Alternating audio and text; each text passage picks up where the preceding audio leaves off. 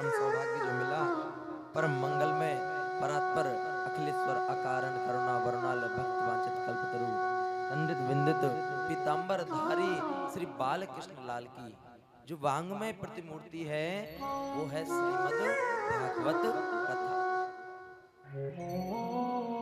ऐसी श्रीमद् भागवत कथा के श्रवण मात्र से, कैसा श्रवण बोले भैया, 7 दिन बैठ के और एकाग्रचित होकर भागवत सुनी जाए, या ऐसे प्रकार कोई पुराण कराया जाए, इस प्रकार कोई अनुष्ठान कराया जाए,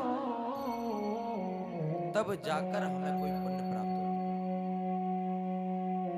श्रीमद् भागवत कथा के नाम स्मरण करते ही आपके जीवन में सुख ही सुख आते हैं।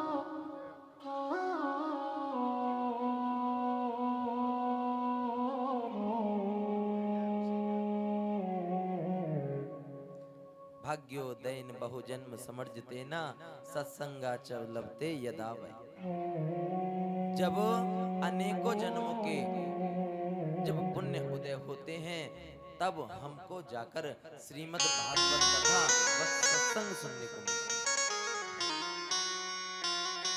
यही नहीं कि इस बार ही हमने कथा सुनी, बोले हमारे भैया ज्येष्ठ को महीना चल रहा है, परम पावन सबसे बड़ा ज्येष्ठ, और कहते हैं घरवाली कभी भी घूंघट करे ना करे, पर जेठ का महीना एक ऐसा आता है जिसमें कुंवारी भी घूंघट कर लेती है। क्यों? धूप लगने के कारण ज्यादा नहीं तो यहाँ तक तो घूंघट लगा ही लेती है।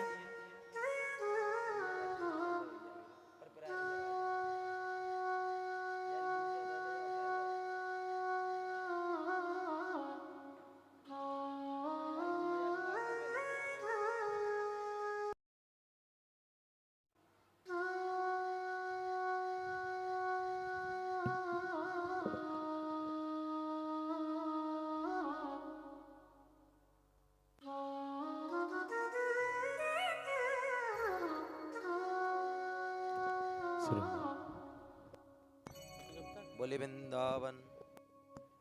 हेलो, जाने तो भैया पहले इतनी बज्जी कर दी थी। बोले वृंदावन बांके बिहारी लाल की जय हो। एक बार जोर से हमारे साउंड वाले भैया के लिए जय जय श्री राधे। कहते हैं एक नहीं अनेकों जन्मों के जब हमारे पुण्य उदय होते हैं तब हमको सत्संग मिलता है। बोले जेठ के महीना में बैठे जाको पुण्य, कोई कह देते हमने बड़े बूढ़ों की सेवा करी, कोई कहते कोई अन्य पुण्य करा। अरे यही नहीं वही नहीं तही नहीं, यानी यहाँ नहीं वहां नहीं, इस जन्म के नहीं अनेकों जन्मों के जब हमारे पुण्य उदय होते हैं तब हमको श्रीमद् भागवत कथा सुनने को मिलती है, बस सत्संग करने को। सत्संगा च लभते यदा वै, और सत्संग के द्वारा हमारे अंधकारों को दूर करके तथा विवेक हमको प्राप्त होता है। ऐसे वांग्मय प्रतिमूर्ति श्री हमारे कृष्णलाल जी को प्रणाम करेंगे। बोले बाल कृष्णलाल की। श्रीमद् भागवत कथा में किस किस जगह कैसा है, किस किस जगह क्या क्या उपदेश है, इन सब चीजों को समझने से पहले हमको महत्तम समझना जरूरी है। कहते हैं ना भैया, आपके पास में शुक्रताल है, शुक्रताल सबको पता है कि फिर मुजफ्फरनगर से आगे शुक्रताल है, पर शुक्रताल का महत्तम जिसको पता है वही वहां तो जाएगा, नहीं तो कह देगा गंगा जी तो वहां भी, गंगा जी तो थोड़ी हरिद्वार में भी। ऐसे ही महत्तम जिसको पता होता है उस कथा को सुनने व समझने में भी आनंद आता है। और अगर महत्तम ही नहीं पता, यानी इस कथा को सुनने का, इस कथा को श्रवण करने का क्या अर्थ है, इस कथा के करने से क्या हमको फायदा मिलता है, जब हमको यही नहीं पता तो सुनने का अर्थ ही क्या रहा। महात्म कहते हैं किसी भी कथा के सार को जो छोटे स्वरूप में हमको समझा दे उसको महात्म कहा जाता है। महात्म का पहला श्लोक आपके सामने। सच्चिदानंद रूपाय विश्वोत्पत्त्यादि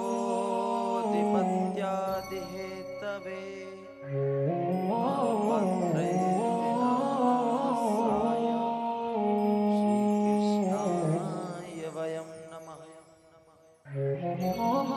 सच्चिदानंद भागवत जी के जो प्रथम श्लोक में कहा गया उसमें ठाकुर जी का वर्णन करा गया। कहते हैं बोले सच्चिदानंद है क्या प्रभु, हम तो जहां जाते वहां सुन लेते हैं बोले सच्चिदानंद सच्चिदानंद। प्रभु ये सच्चिदानंद है तो है क्या, कृपया इस बात को तो बताएं। बोले भैया सच्चिदानंद हमारे ठाकुर जी का स्वरूप है। बोले ऐसा कैसा स्वरूप है भैया। बोले सच्चिदानंद को अगर संधि विक्षेप किया जाए तो उसके तीन अर्थ निकलते हैं, सत्य चित्त और आनंद। सत्य कहते हैं सत्य को, सत्य का अर्थ है जो कि भगवान का स्वरूप है, चाहे वो दुर्गे माँ का हो, चाहे बालकृष्ण लाल का हो, बलराम जी का हो, विष्णु जी का हो, राम का हो, कृष्ण का हो, शिव का हो, किसी का भी अगर स्वरूप सत्य है तो वो भगवान है। यानी जो अब है आगे रहेगा और आगे भी रहे, पहले था अब है और आगे रहे, ऐसी जो चीज है, ऐसी जो बात है वह सच्चिदानंद स्वरूप भगवान सत्य है। सत्य है तो भगवान है। दूसरा आता है चित्त। चित्त कहते हैं प्रकाश को। चित्त कहते हैं प्रकाश को, जिनको अपने स्वरूप दर्शन के लिए किसी भी प्रकाश की जरूरत ना पड़े, स्वयं सूर्य नारायण स्वरूप जिनका स्वरूप है, ऐसे भगवान हमारे बालकृष्ण लाल। और तीसरा तो नाम जो बताया उससे उत्तम तो अर्थ किसी का दिया ही नहीं। बोले आनंद। बोले महाराज दोनों के तो आपने विस्तारण थोड़ा थोड़ा दिया, पर आनंद के तौर पे तो आपके मुंह में लड़ुआ से घुर गए। बोले ऐसा का। बोले कहते हैं आनंद शब्द ही ऐसा होता है कि इसके आगे तो कुछ है ही नहीं। आनंद एक ऐसा है कि जिसके आगे तो कुछ था ही नहीं। आनंद का इतना बढ़िया स्वरूप जो दिया,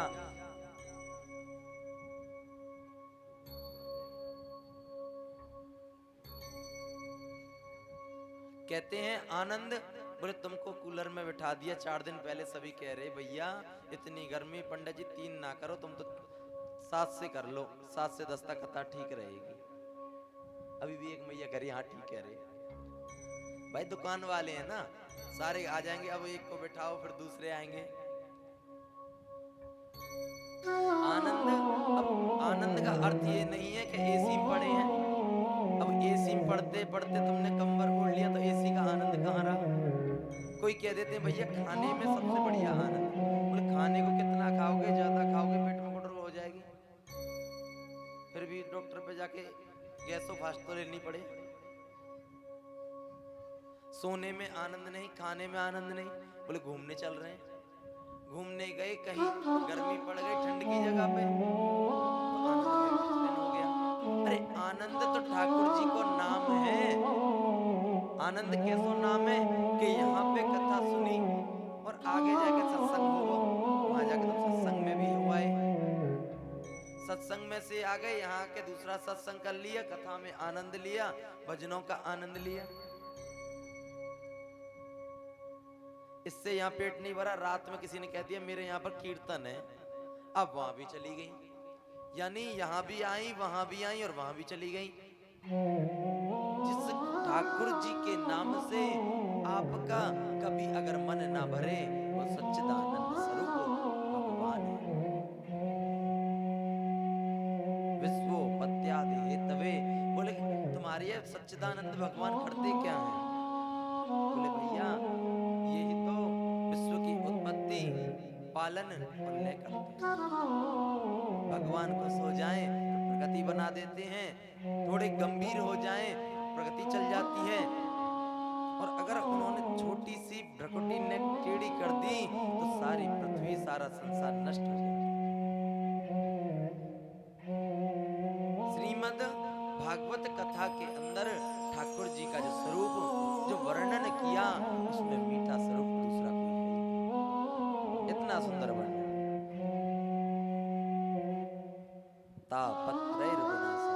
बोले और भी कुछ करते तुम्हारे ठाकुर जी?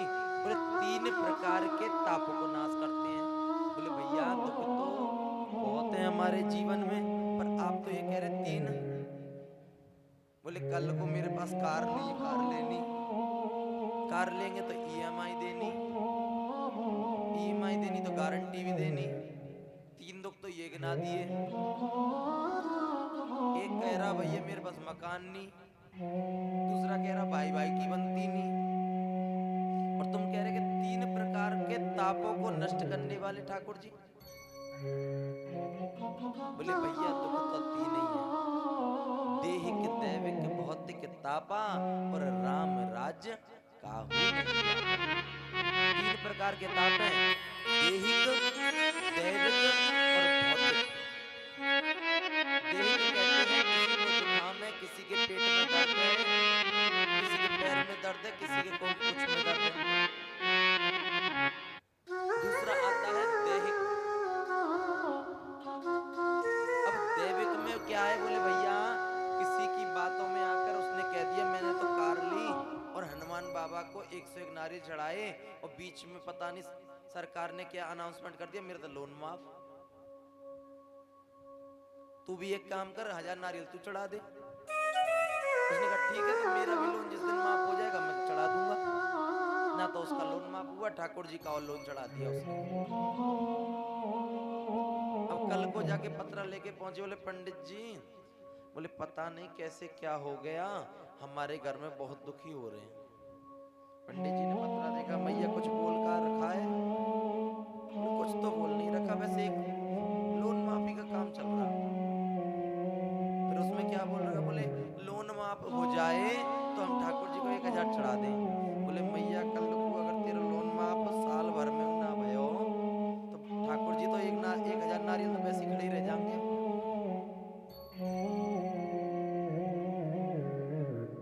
यानी दैविक। और तीसरा तो भैया भौतिक तापा। आजकल हम और आप इससे ज्यादा डरते हैं। बोले कैसा? बोले 4 लोग क्या कहेंगे। सबसे बड़ा दुख, सबसे बड़ा दर्द और सबसे बड़ा कष्ट यही है कि 4 लोग क्या कहेंगे।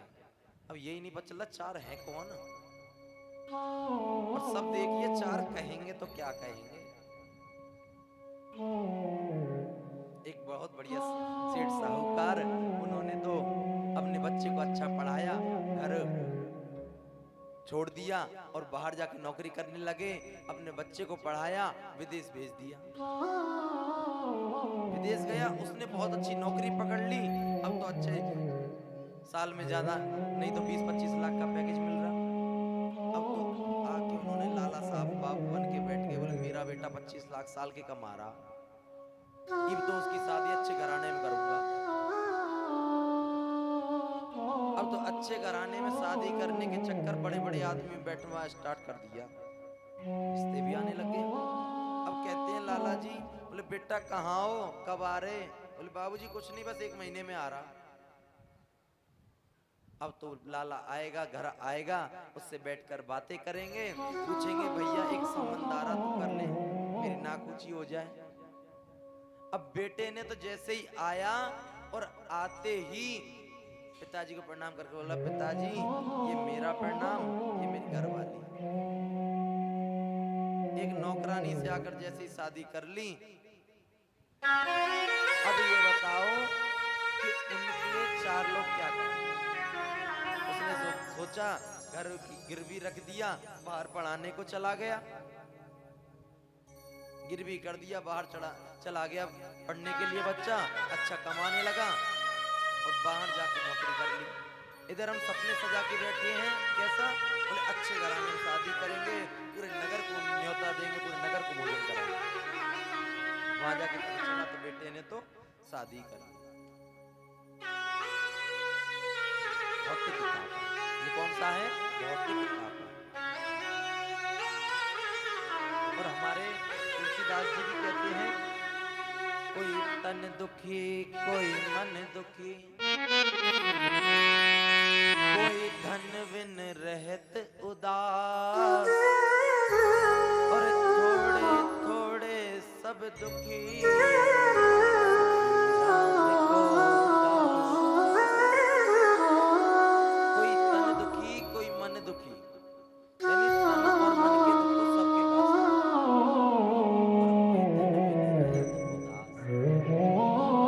तन मन का तो आपके पास भी दुख, मेरे पास भी दुख। अब एक रिक्शे वाला जो कि शरीर से भी अच्छा और मन भी उसका खूब खर्च करने के लिए, उसने सोचा आज दिन भर में जितना खर्चा होगा कुछ पंडित जी के लिए खर्चा कर देंगे, कुछ अपने बच्चों के लिए खाना। अब तो जैसे कमा के आया और उसको पूरे दिन में 200 मिले, घरवाली ने आके कह दिया, सुनो जी मेरा राशन खत्म हो रहा, आटा दाल चीनी ले आओ।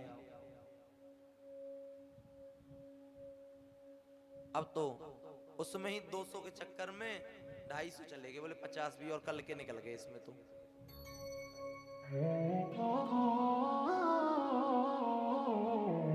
अब तो 200 के चक्कर में 250 चले गए जेब में से, यानी धन में रहत उदास।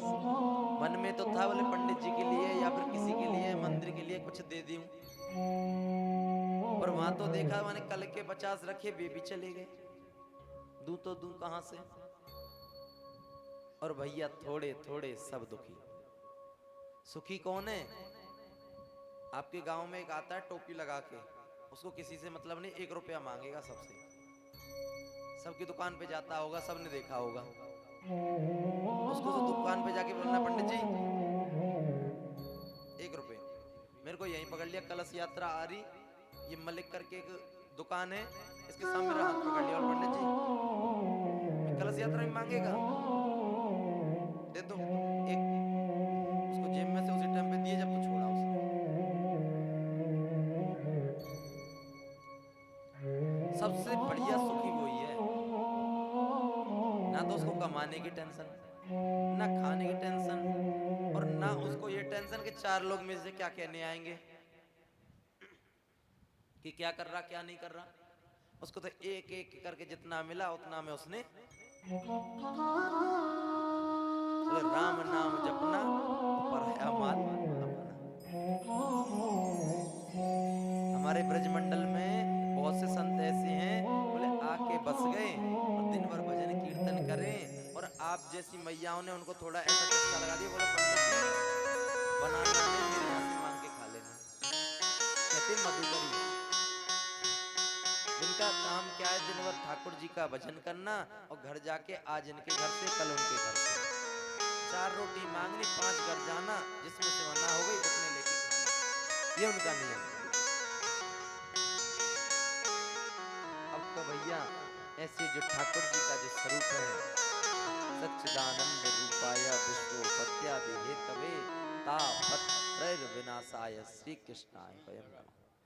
ऐसे घनघोर स्वरूप वाले भगवान श्री कृष्ण को हम सब प्रणाम करते हैं। भागवत जी के पहले श्लोक में ठाकुर जी की जो सत्य की वंदना करी, उसके लिए हम लोग प्रणाम करते हैं। बोले श्री कृष्णाय वयं नमः।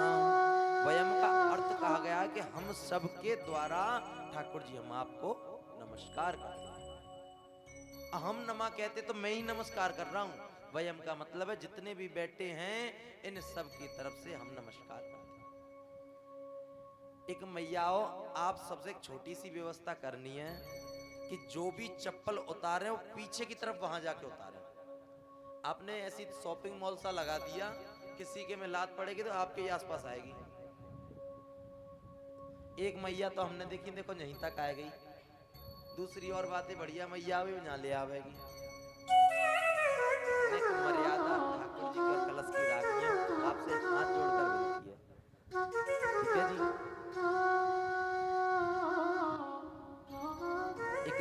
बार की कथा। शौनकादिक 88,000 ऋषि नैमिषारण्य तीर्थ में एकत्रित हुए। जो 88,000 ऋषि हैं उनकी कथा का कोई ये नहीं है कि किसकी कथा करा रहे हैं। उनके मूड में आया तो उन्होंने 88,000 में से एक व्यास लिए, बोले बैठ गए, बोले भैया हमको तो इस बात को आप समझाओ। आपने जो हमको बात व वृतांत समझाया वही कथा है।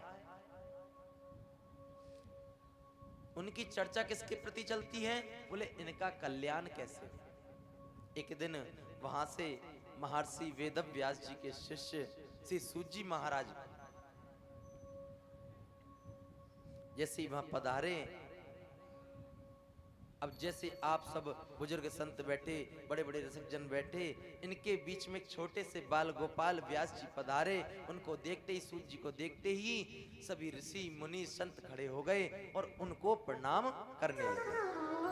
दंडवत प्रणाम जैसे ही उनको करने लगे, अब तो वो उनको करें और वो उनको करें।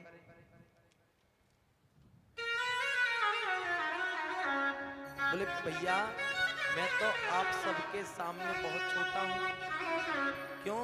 वहां पर जितने ऋषि जन बैठे हैं, किसी की उम्र है 185 साल, किसी की 300, किसी की 500, किसी की 1000, किसी की 2000।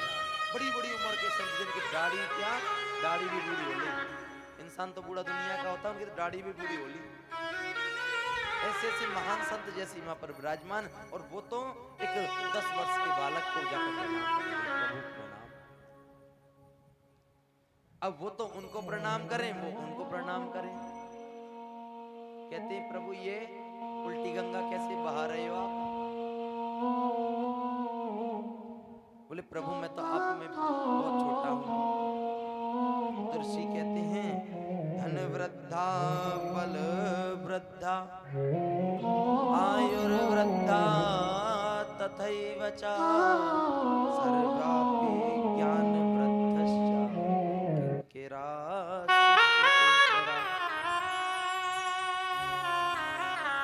कोई धन में बड़ा होता है, कोई बल में बड़ा होता है, और कदाचित कोई कोई तो आयु में भी बड़ा होता है। पर ये सर्वापि ज्ञान वृद्धश्च, यानी जो ज्ञान में बड़ा है वो सर्वापि सबसे बड़ा है। उसके सामने सब एक रेत के कंकड़ के समान। ये बालू है ना, बालू में के जो कंकड़ का एक कण होता है, इसके समान भी नहीं। चाहे आप में कितना भी धन, चाहे आप में कितना बल, और चाहे आपकी कितनी भी आयु हो, अगर ज्ञान वाला आपके सामने छोटी उम्र का भी है तो आप सब में वो सबसे बड़े वही किंकिरा शिष्य। अब तो जैसे प्रणाम करा, बोले प्रभु कृष्णा प्राप्ते करम सस्वाधनम।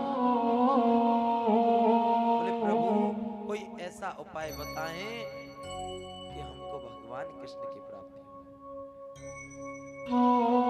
देखो आजकल आपको अगर पता चल जाए कि कहीं कोई सिद्ध संत आए, आप में से आधी से ज्यादा माताएं जाएंगे, बोले महाराज छोटी मोटी 2-3 प्रश्न है उनको बता दोगे?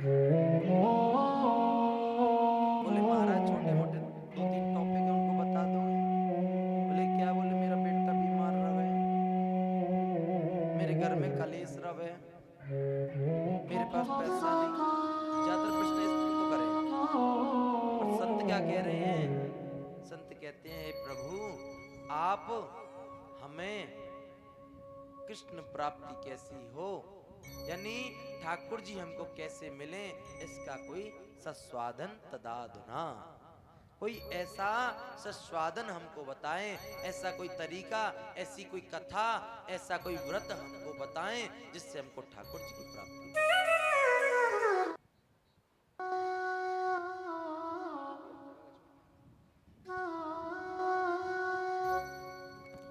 मेरा आपकी कृपा से सब काम हो रहा है। करते हो तुम कन्हैया, करते हो तुम कन्हैया, मेरा नाम हो आपकी कृपा से सब काम हो रहा है। कृपा से सभी काम हो रहा है। मेरा आपकी कृपा से सब काम हो रहा है। मेरा आपकी कृपा से सब काम हो रहा है। करते हो तुम कन्हैया, करते हो तुम कन्हैया, मेरा नाम हो रहा है। मेरा आपकी कृपा से सब काम हो रहा है। मेरा आपकी कृपा से सब काम हो रहा है।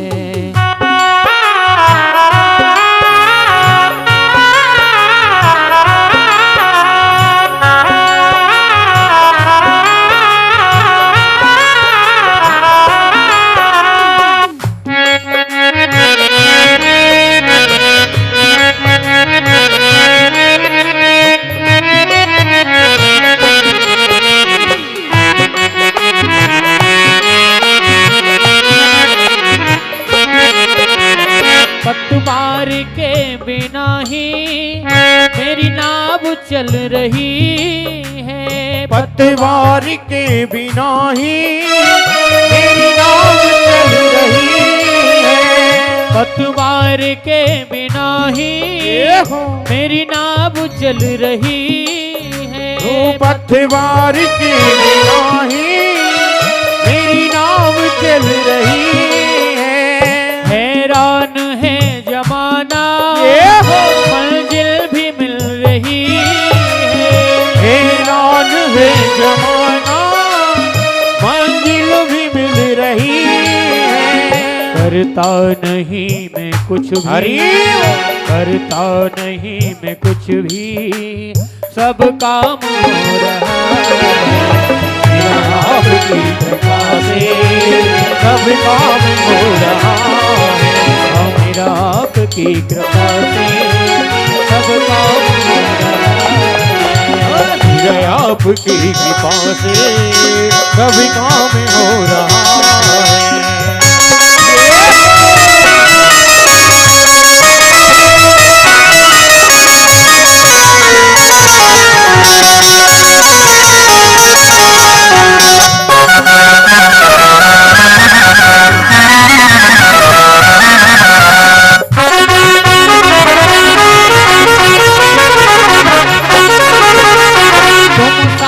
हो जो मेरे किस चीज की कमी है। हाँ तुम साथ हो जो मेरे किस चीज की कमी है। तुम साथ हो जो मेरे किस चीज की कमी है। तुम साथ हो जो मेरे किस चीज की कमी है।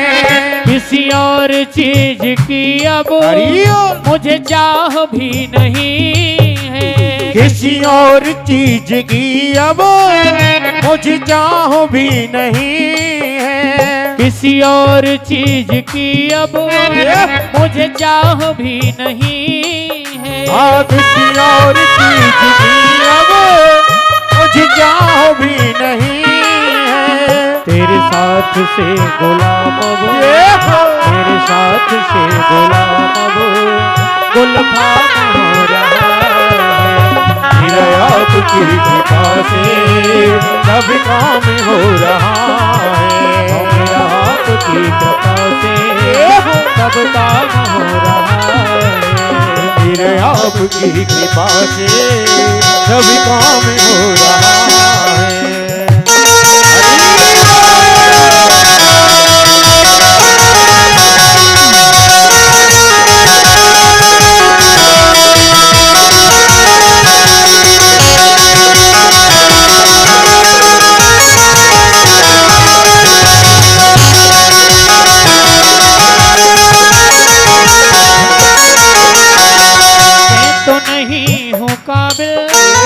तेरा पार कैसे पाऊं। हाँ मैं तो नहीं हूँ काबिल, तेरा पार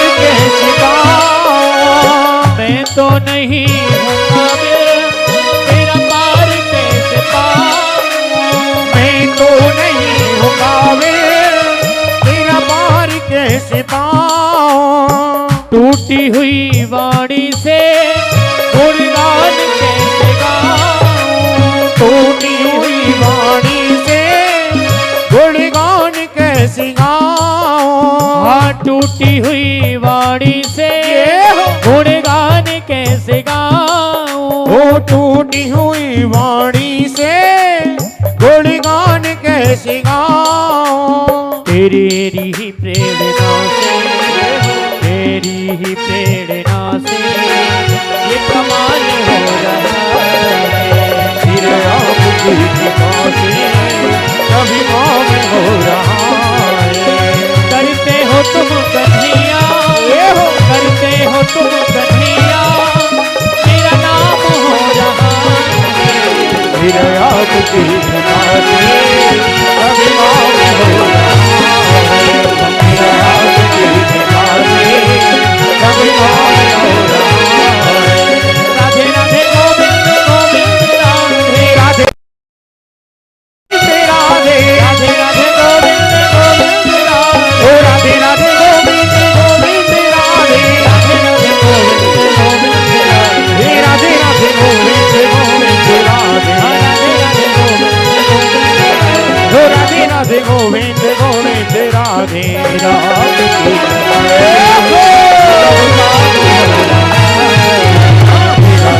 की कृपा से कभी काम हो रहा है। रात की कृपा से कभी काम हो रहा है। आपकी कृपा से कभी काम हो रहा है। और सब काम हो रहा है। सब काम हो रहा है। और सब काम हो रहा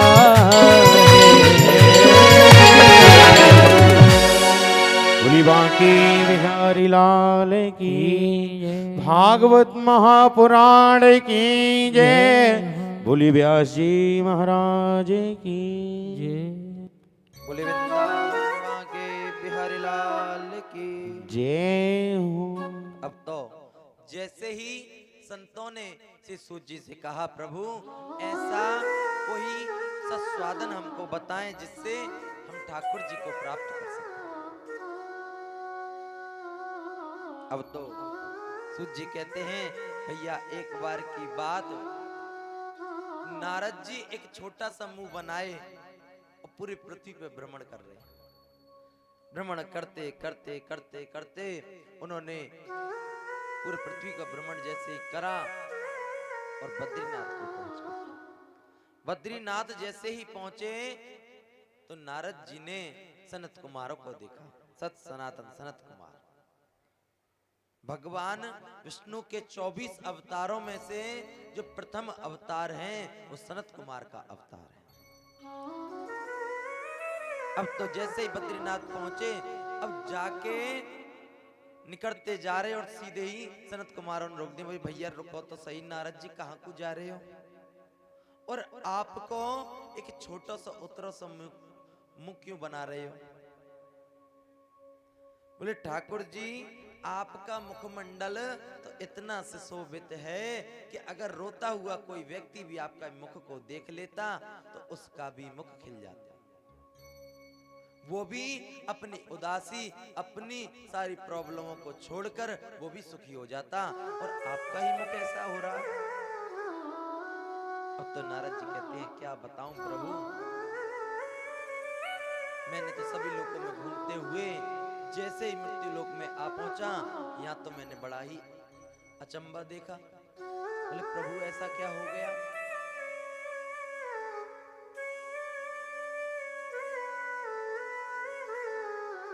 बोले किसी का नाम तो देखा वहां पे, महाराज का क्या नाम रखा।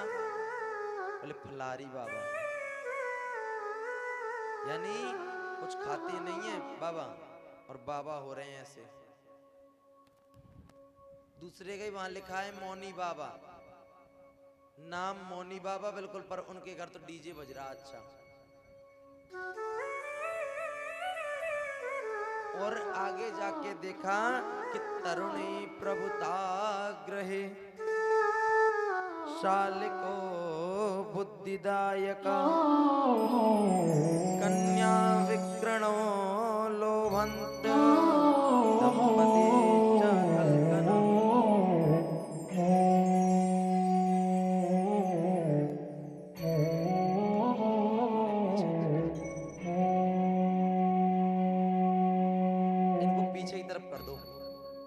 हो जाओ आप लोग। तरुणी प्रभुता भई, शाल को बुद्धि पाई।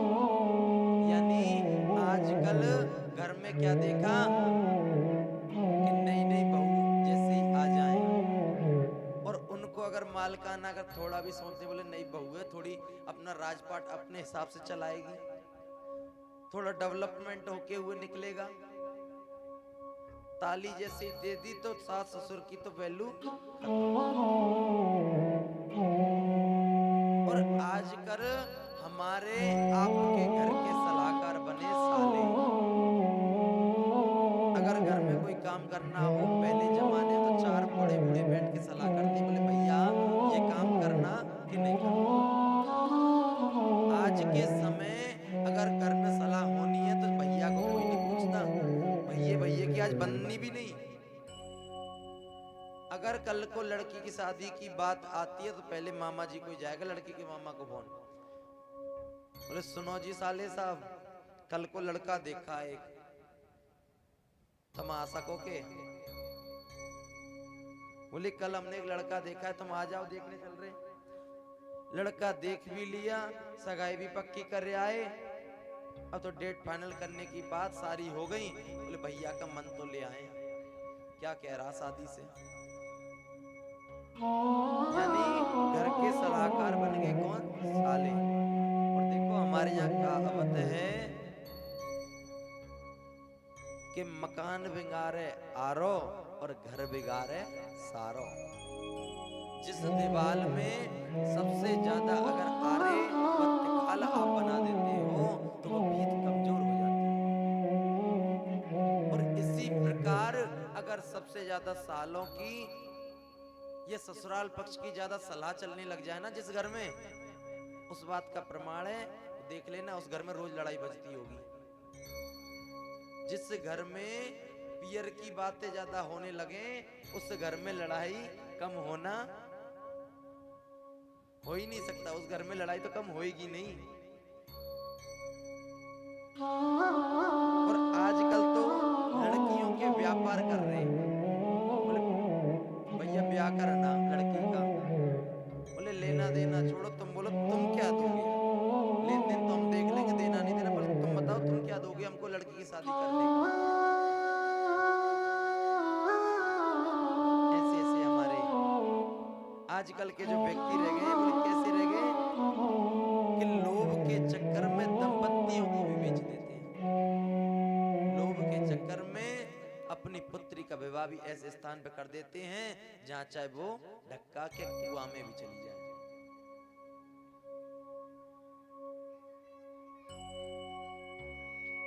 कालना धर्म मित्रेण ध्यायति बाधिता धुना। यानी ये सब कलयुग के प्रभाव से हुआ।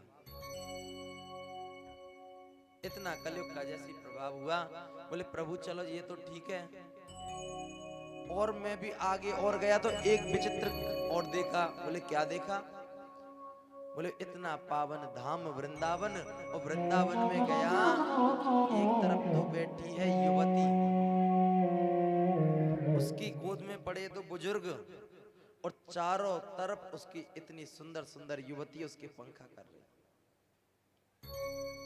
जैसे ही मैं वहां से निकला और जैसे ही देख के मैंने देख लिया माताएं बैठी। अच्छा एक बात और बताऊं,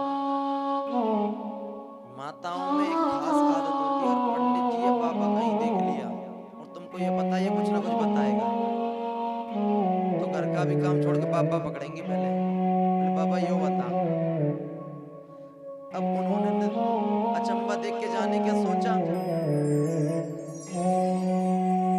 और उल्टा बाबा ही फंस गया, नारद जी तो वहीं फंस गया। अब तो नारद जी से कहते हैं, बोले प्रभु इन दोनों की मुक्ति का कारण, इन दोनों की इस वृद्धा अवस्था का कारण क्या है, यह सब मुझको बताओ। ऐसी कोई सुंदर कृपा कृपया मुझ पर करें। अब तो नारद जी पूछते हैं कि देवी तुम कौन हो, तुम्हारी गोद में पड़े हुए ये दो व्यक्ति कौन है, कृपया कर यह सब मुझको बताएं कि आपके गोद में पड़े हुए ये दोनों व्यक्ति कौन है? तो कहती हैं अहम तो पृथ्वी या तो ज्ञानो सर्वोत्तमं मिति।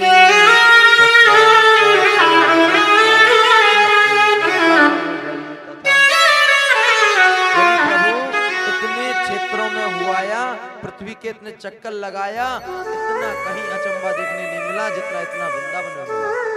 अब तो कहती हैं भक्ति के मेरा नाम भक्ति और मेरे आजू बाजू में जो पड़े वो ज्ञान वैराग्य मेरे बेटे हैं। अब तो प्रभु उसी टाइम पे मेरा तो दिमाग सटक गया। बोली माता जी हो रही 20 की और बेटे हो रहे 80 के, ये कैसा गड़बड़? भक्ति कहती है मेरा जन्म कर्नाटक में हुआ, महाराष्ट्र में पली बड़ी, गुजरात में आकर जर्जर व बूढ़ी हो गई, वृंदावन में आकर मैं दोबारा युवती हो गई। हमारे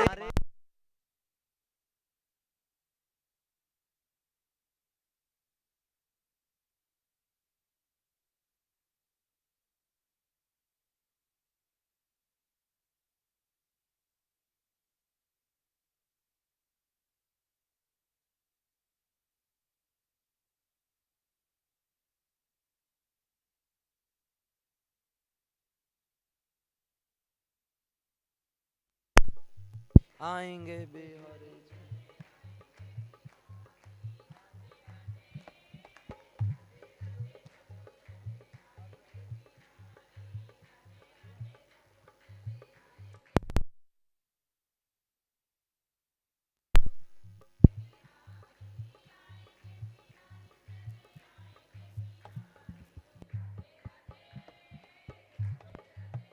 हेलो, ऐसा विचित्र स्वरूप मैंने जैसे ही देखा, अब तो देखते ही मन पूरा बोले 20 वर्ष की माता और 80 वर्ष के बालक। हमारे यहाँ पर वृंदावन में देखा भक्ति कितनी, यहाँ से चाहे आदमी कितना भी मूड खराब करते हुए निकल जाए, यहाँ से वृंदावन जाना कितना भी मूड आपका खराब है, वृंदावन जाके आपका मूड सारे भूल जाते क्या हुआ क्या नहीं हुआ। क्यों? ये भक्ति की कृपा है। यही बात ज्ञान और वैराग्य। वैरागी हमारे यहाँ कोई नहीं है। वैरागी हमारे यहाँ कोई नहीं है, चाहे वो आपके यहाँ से छोड़कर हमारे वृंदावन में भी बस गया, उसने भी संबंध ठाकुर जी से किससे बनाया? ठाकुर जी से। उसने सोच लिया, बोले बैरागी छोड़ दिया मैंने, घर को छोड़ दिया, ये बैरागी हो गया, पर संबंध ठाकुर जी से बनाया, मेरा घर हो गया। रही बात ज्ञान की, जाके पास राधा नाम कृष्ण नाम होए और जाके बोलो ज्ञान भाई। राम कृष्ण के नाम को जपना, राधा नाम जपना, सर्वोत्तम ज्ञान हमारे ब्रजमंडल में। इससे बड़ा ज्ञान हमारे यहाँ कोई नहीं है। यानी ज्ञान और वैराग्य दोनों ही हमारे यहाँ पर बूढ़े हैं, उनका कोई उपयोग ही करता ही नहीं। अब आप भी जानते हो, कल को मशीन लाके आपने जैसे खड़ी कर दी, 2 साल बाद तो जाम होनी, और मशीन डेली चल रही तो वो चलती तो रहेगी, तेल भी डलेगा उसमें। ऐसे ही ना ज्ञान उपयोग करते हमारे यहाँ, ना वैराग्य की उपयोगिता हमारे यहाँ। उपयोगिता किसकी? भक्ति। हमारे यहाँ कोई रिक्शे वाला भी चलेगा तो क्या कहेगा? बोले माता जी राधे राधे। बोले समझ जाओ, इतने में नहीं तो रह जाओगे तुम आधे। बोले हमारी गाड़ी ठुक गई तो आधे हो जाओगे, आधे इधर आधे इधर, नहीं मान जाओ राधे राधे। यानी राधा नाम के अंदर सारा ज्ञान है। इस शब्द के अंदर सारे वृत्तांत आपको समझा देते हैं। अब तो जैसे उन्होंने कहा कि इनके कल्याण का, इनके लिए कोई अवसर बताओ, कोई ज्ञान का बात बताओ। अब तो मैंने वेद का पाठ करा, वेदांत का पाठ करा, जब तक मैं पाठ करता रहूं तब तक तो वो जवान हो जाए। जब तक पाठ किया तब तक युवा रहे, जैसे ही विराम किया वो फिर वृद्ध हो गए।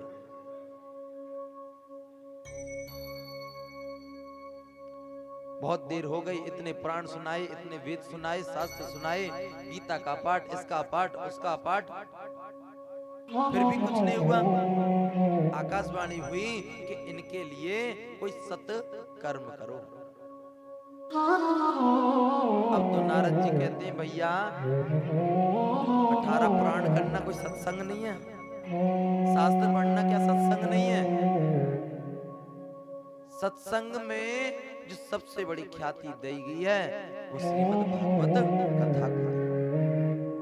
आप में बहुत सी माता कहती बोले पंडित जी कथा में क्या करेंगे आप? हमारा तो डेली का सत्संग एक रूम ले रखा, कल को सत्संग नहीं करा तो वो रूम और चला जाएगा हमसे।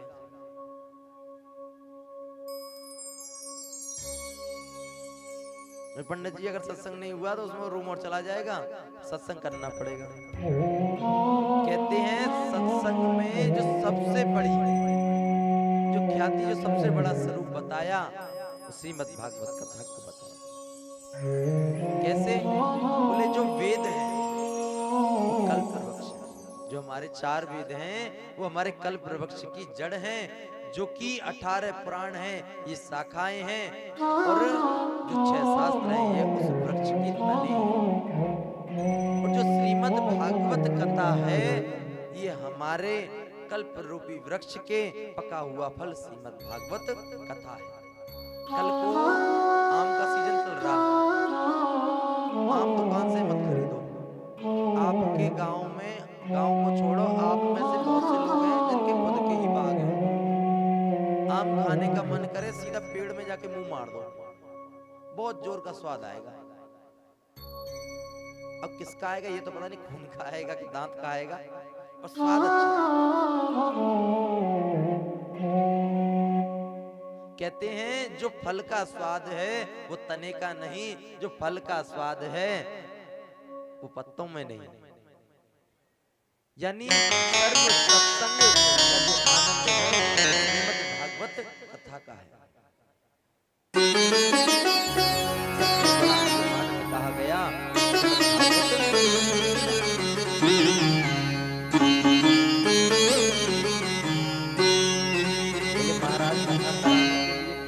व्यवस्था।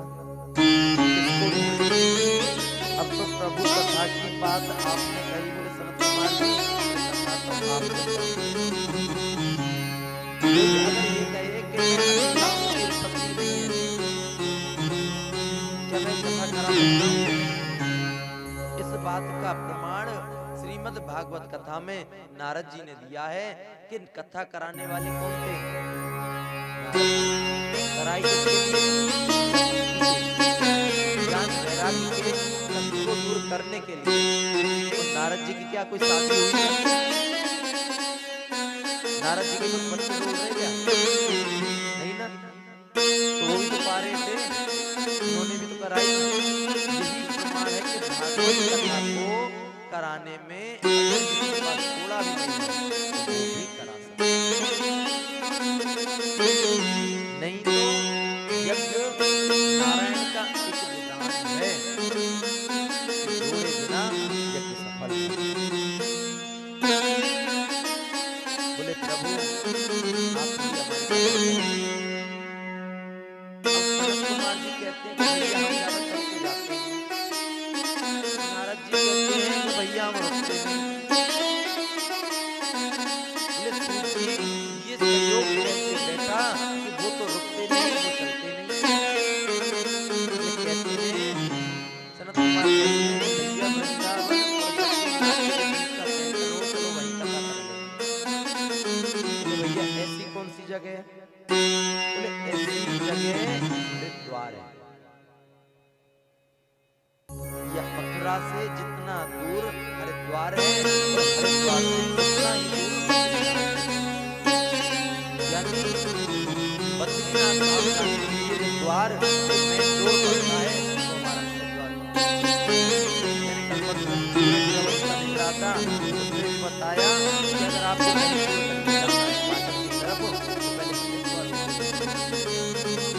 एक ही रास्ता है हरे हरिद्वार। और हरिद्वार में देखो गंगा जी की इतनी अच्छी व्यवस्था है,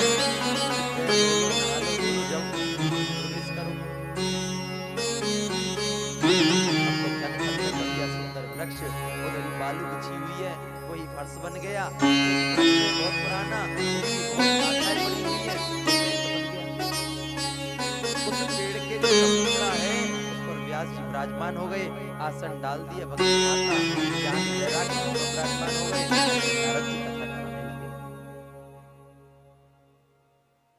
नारद जी कथा करा रहे हैं। वो कराते कराते कथा में देखा, अब तो पता चली सनत कुमार कथा कर रहे हैं, नारद जी करा रहे हैं।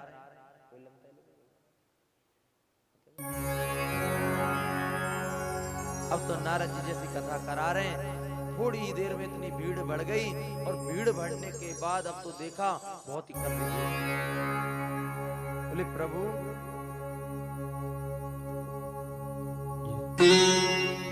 मन चल रे वृंदावन धाम, राधे राधे गाएंगे, राधे राधे गाएंगे, श्यामा श्यामा गाएंगे, राधे राधे गाएंगे, श्यामा श्यामा गाएंगे, और राधे राधे गाएंगे, श्यामा श्यामा गाएंगे, राधे राधे गाएंगे, श्यामा श्यामा गाएंगे। कोई वहीं पे, तुझे वहीं पे मिले विश्राम, राधे राधे गाएंगे।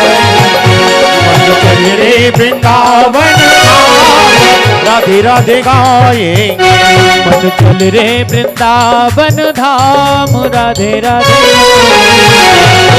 चल रे वृंदावन धाम, राधे राधे गाएंगे।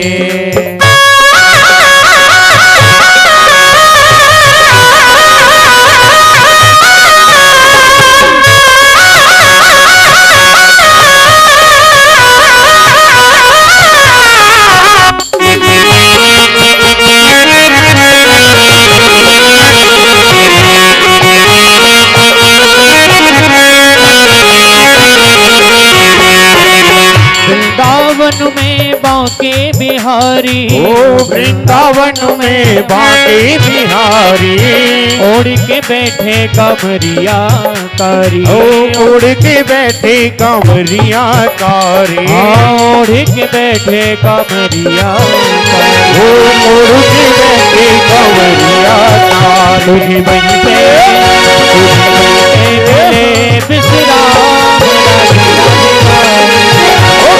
चल रे वृंदावन धाम, राधे राधे गाएंगे, ओ राधे राधे गाएंगे, श्यामा श्यामा गाएंगे, राधे राधे गाएंगे, श्यामा श्यामा गाएंगे। तेरा थोड़ी लगे नाच दाम, राधे राधे गाएंगे। चल रे वृंदावन धाम, राधे राधे गा।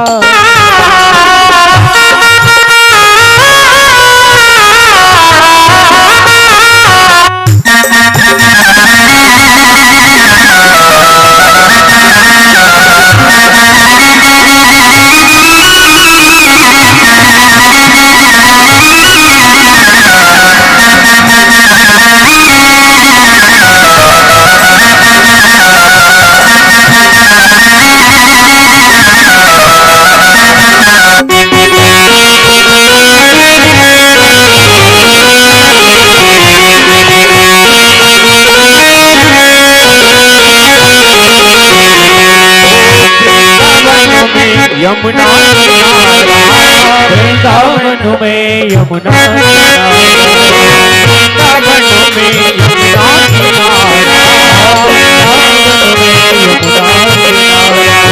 पावन निर्मल बहती है धारा, पावन निर्मल बहती है धारा, पावन निर्मल बहती है धारा, पावन निर्मल बहती है धारा।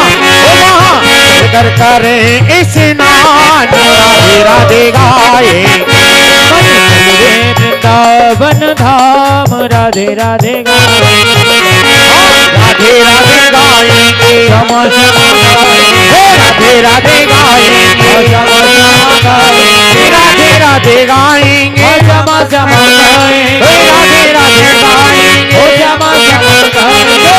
कोई लगे नाच दाम, राधे राधे गाएंगे।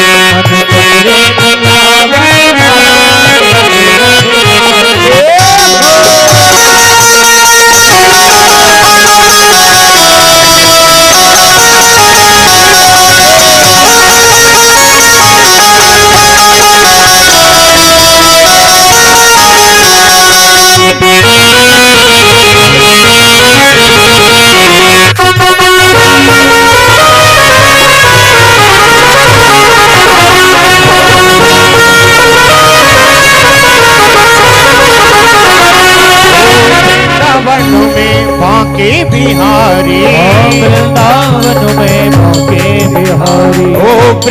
वृंदावन में बांके बिहारी, वृंदावन में बांके ओ बांके बिहारी की शोभा है प्यारी, बांके बिहारी की शोभा है प्यारी, बांके बिहारी की शोभा है न्यारी, बांके बिहारी की शोभा है वादरत करे श्याम श्याम राधे राधे गाए, रे वृंदावन धाम राधे राधे गाए, ओ राधे राधे गाएंगे श्याम श्याम गाए, ओ राधे राधे गाएंगे श्याम श्याम गाए, राधे राधे गाएंगे श्याम श्याम गाए, ओ श्याम श्याम गाएंगे राधे राधे गाए, रे वृंदावन धाम राधे राधे गाए, रे वृंदावन धाम चल रे वृंदावन धाम राधे राधे गाए, रे वृंदावन धाम राधे राधे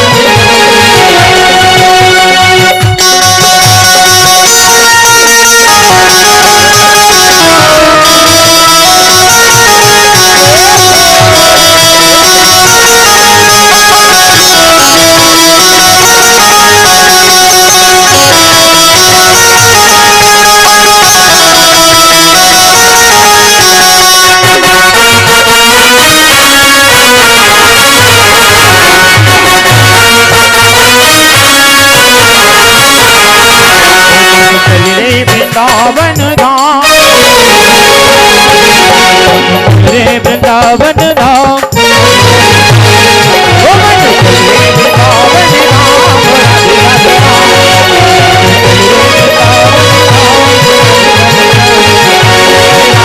गाएंगे राधे राधे गाएंगे नव श्याम गाएंगे राधे राधे गाएंगे होली लगे नाच गाम राधे राधे गाए, रे वृंदावन धाम राधे राधे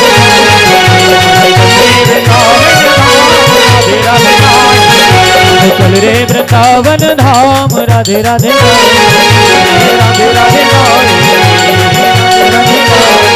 राधे राधे बोले राधा रानी सरकार की जय हो, आज के आनंद की जय हो।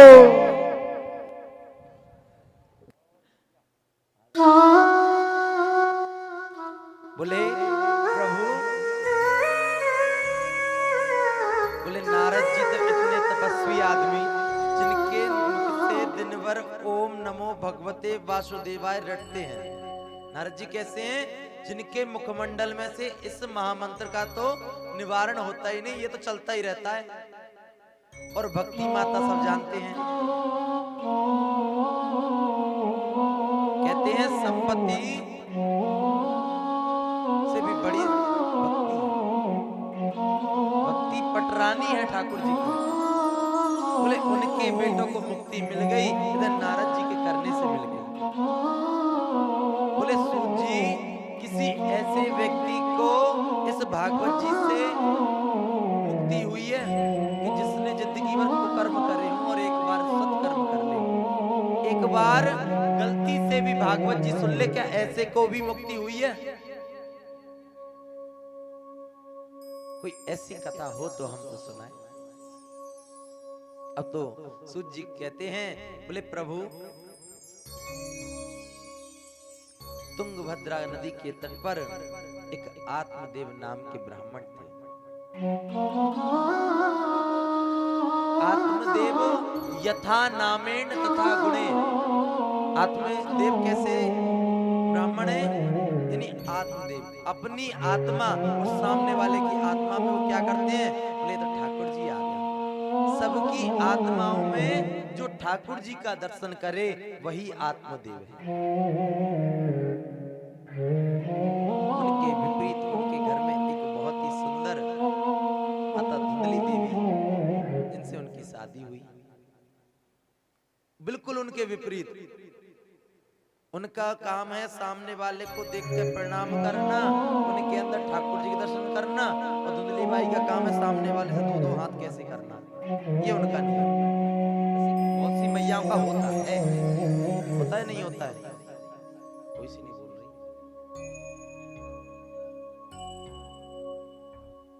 अच्छा होता है, जब तक तो पति घर में रहे। ये कहते हैं, उसमें आइए कलकत्ता में एक छोटी सी कहावत है, अति भक्ति चोरेर। अति भक्ति जो करता है ना, वो चोरों के लक्षण होते हैं। जैसे बहुत से बच्चे स्कूल में जब रहते हैं, तो हमने एक दो बच्चे ऐसे देखे हैं अपने स्कूल में, इसमें आए दर्शन करे, बोले पंडित जी देख रहे हैं, नहीं देख रहे, बोले इसको भी प्रणाम उसको भी प्रणाम। दिमाग तो जा रहा पंडित जी की तरफ, और प्रणाम सबको हो रहे। देखा पंडित जी के थाली में हाथ मारा, चलो अब दूसरे देवता को प्रणाम करें। हो चुका है 2 बार, आंखों देखा। अति भक्ति चोरेर लक्षण, यानी चोरों के लक्षण है। आजकल कहीं चोरी करनी होगी तो कितने बड़े संत बन के आते हैं। आपने देखा है जितने भी आजकल कर्म होते हैं वो भक्ति के भेष में होते हैं, वो बाबाओं के पंडितों के भेष में होते हैं। क्यों? बोले आप लोग इस भेष को स्वीकार करते हो, इस भेष को ही आप सम्मान देते हो। कोई अगर पैंट शर्ट में आकर आपसे बोले हम आपको लूटेंगे, तो आप भी क्या कहोगे? बोले महाराज बैठ लो, आप बैठक में बैठो, बात करेंगे। और पंडित जी चले जाएं तो घर दिखाने के बहाने एक एक कोना दिखा देते, बोले पंडित जी ये कोना है, ये बेड है, ये ठाकुर जी हैं हमारे, ये टेरेस है, ये गार्डन है, ये है, इसमें देखो कोई कमी तो नहीं। तो जो नकली ब्राह्मण बन के बैठ जाते हैं, जिन्होंने ना तो कोई डिग्री कर रखी, ना कोई पढ़ाई कर रखी, ना डिग्री कर रखी, और बन के बैठ के भैया हम यज्ञ आचार्य लिख दे, भैया हम यज्ञ आचार्य हैं। ना तो उन्होंने कोई डिग्री करी, ना कुछ करी। कल कौन से पूछ लो, एक तो हमको पंडित जी भी मिले,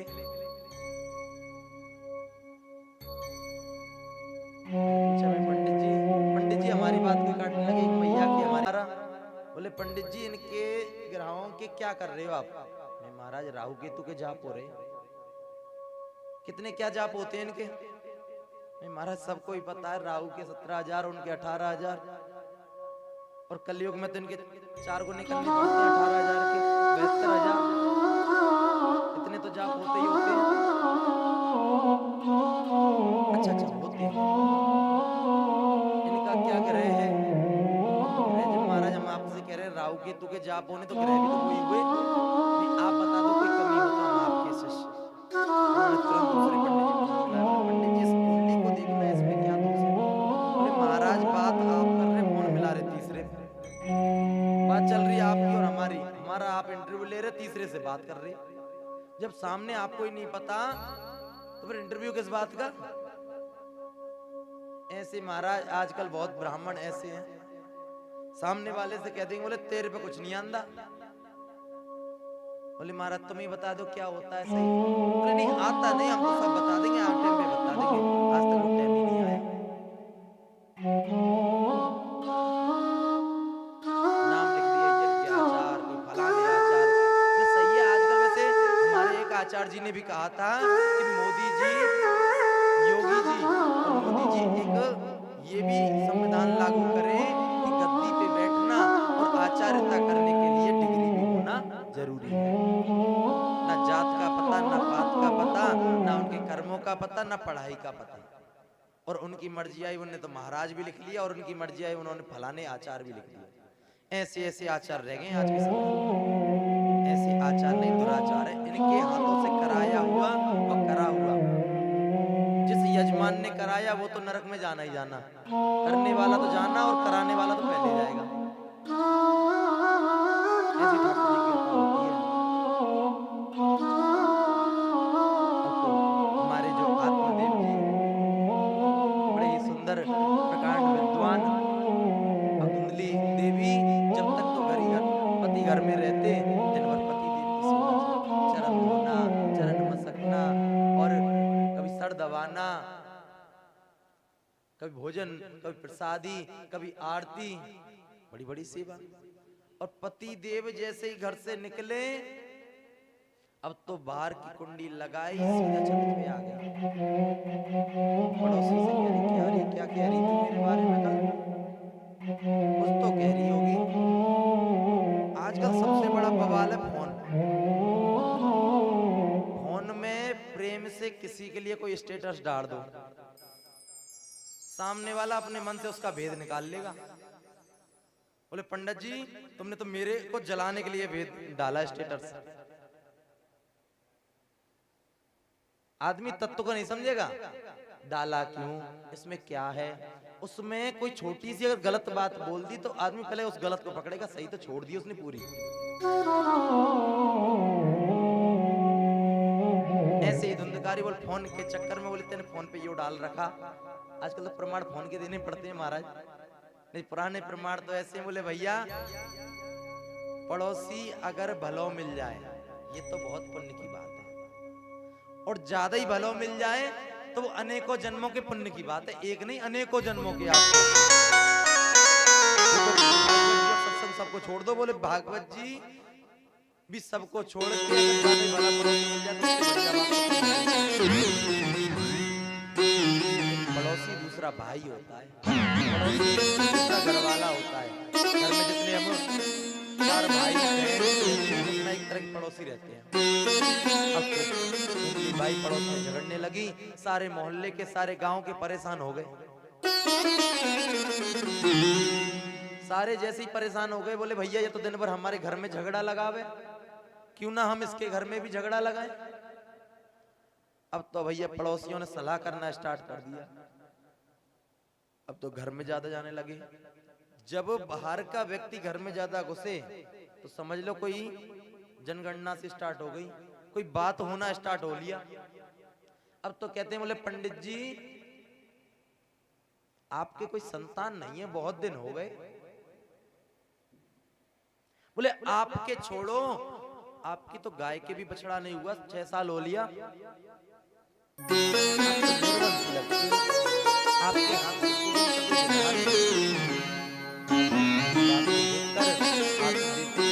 हुए जंगल में जाकर मरने को तैयार हो गए। उन्होंने सोच लिया या तो ठाकुर जी मुझको पुत्र दे, जाकर मर जाऊंगा। अब बैठ कर जैसे रोने लगे, बाबा निकले। बाबा आपको मंडल को देखकर तो आप इतने ज्ञानी करते हो, पर आप इतने दुखी उदास हो रहे हो, क्या बात है?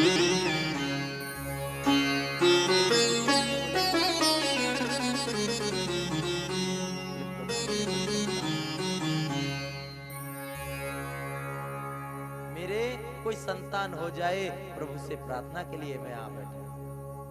अब तो भैया जैसे ही उन्होंने कहा संतान नहीं है, उधर से संत जी ने भी कह दिया, बोले तुम्हारे एक जन्म, तुम्हारे 7 जन्मों तक संतान है। अब तो आत्मदेव अपना सर लेकर धरती पर बार-बार रोने लगे। बोले जब मेरे 7 जन्मों में संतान ही नहीं, पर जीने का फायदा क्या हुआ?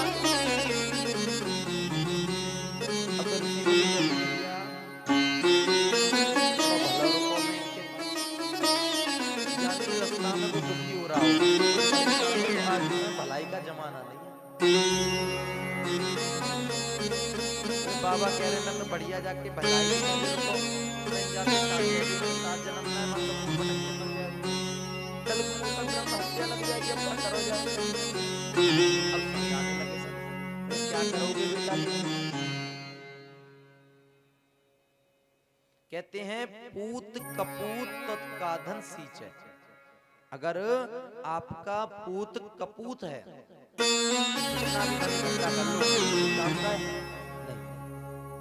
उसको 2 दिन भी नहीं लगेंगे खत्म करने में। और पूत सपूत तो काधन सींचे। अगर सपूत पुत्र आपके पास है तो आपके पास में जमीन से बैठे हो, वो 8 दिन में आपको जमीन से आसमान पे ले जाए। और सपूत है तो आसमान के गड्ढे में भी डाल देगा।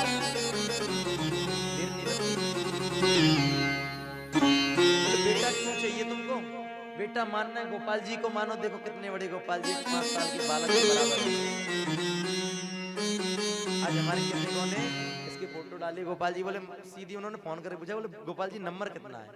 भैया हमारे धोनी भाई साहब भी आएंगे, पूछेंगे कितने नंबर पे। इनकी इतनी तारीफ ठाकुर जी की, आज जितने इनसे बात करी, जितने इनने फोटो देखी, बोले पंडित जी गोपाल जी का स्वरूप बहुत सुंदर। एक 5 साल के बालक जैसा गोदी खिलाने में आनंद आता है, ठाकुर जी का बार बार मुखमंडल देखने में होता है। बोले पुत्र बनाना है, बेटा बनाना, ठाकुर जी को बनाओ। निष्ठा रखनी, प्रेम रखनी, ठाकुर जी में रखो। कल को तुम बेटा दूसरा हो जाएगा, उसके लिए तुमको ही कमाना, कमाओ, उसकी शादी करो, उसके बच्चों के लिए कमाओ। आप अपने लिए कमाया, बेटे के लिए कमाया आपने, अब पोतों के लिए कमा रहे हैं। बोले बेटा और हम मिलकर कमाएंगे, पोतों की शादी हो लेगी। कमाते कमाते शादी पहले आप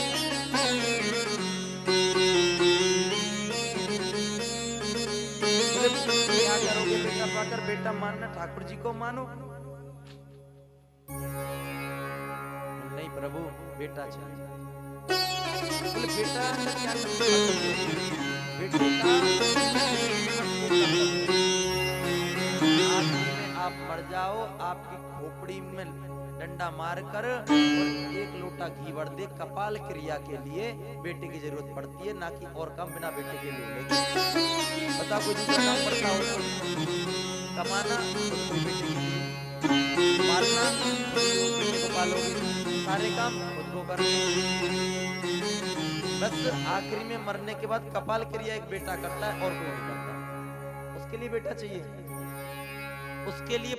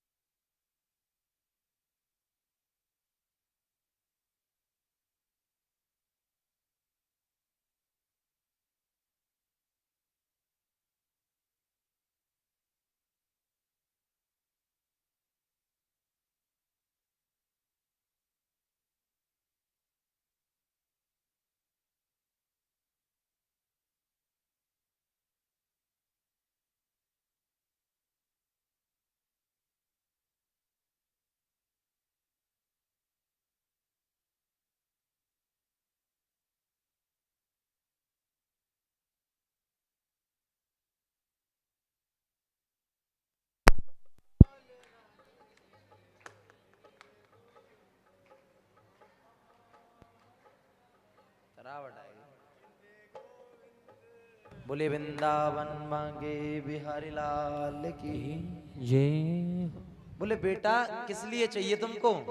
कपाल क्रिया के लिए बस।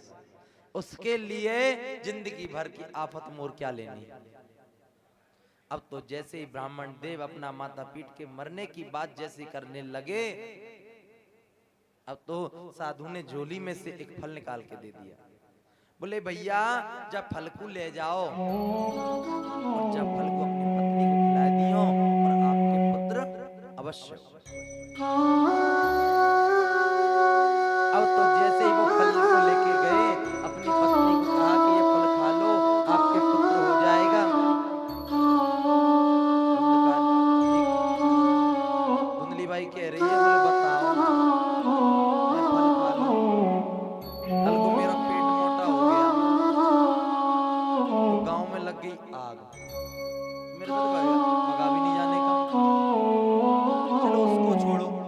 बात पीछे रही। कल को कहीं दावत हुई, भंडारा हुआ, पेट मोटा, तो घर वाले बोल देंगे तेरे को रहने दे, कोई जरूरत नहीं, यहीं आ जाएगा, भंडारे में जाने की नहीं। यानी नाम है धुंधली बाई। उनकी सोच कैसी? नकारात्मक, यानी गलत सोचना, उल्टा सोचना, ये उनकी भावनाएं हैं। अब तो एक देखो, आजकल सालेयों की विचारों की भी बात कम हो गई। अब तो भाईली सहेली इनकी ज्यादा चलती है, फ्रेंड सर्कल की ज्यादा चलती है आज के समय पे। वो जेंट्सों में नहीं, लेडीजों में ज्यादा चलती है। अब तो जैसे ही धुंधली बाई ने फल लिया, फल लेके पड़ोसन के पास गई, बोली बहन मेरा पति कह रहा है ये फल से संतान हो जाएगी, कभी फल से भी संतान हुई क्या? वो भी कह रही, बोली सुन बहन मेरे भी 6-7 ओलिए, एक गर्भ में और है, तू इसको ले लिए, थोड़ा सा मेरे को दे दिया, तेरा भी काम हो लेगा, मेरा भी हो लेगा। और इस फल को आप गाय को खिला दो, इस फल का परीक्षण भी हो लेगा। क्योंकि पहले समय एक नियम था कि बच्चे को मायके में हुआ करते हैं।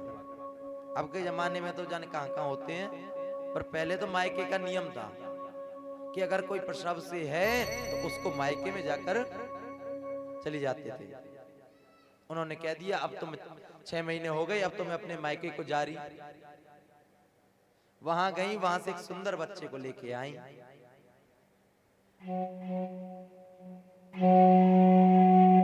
कुछ ही दिनों के बाद उनकी गाय ने भी एक बच्चे को जन्म दिया।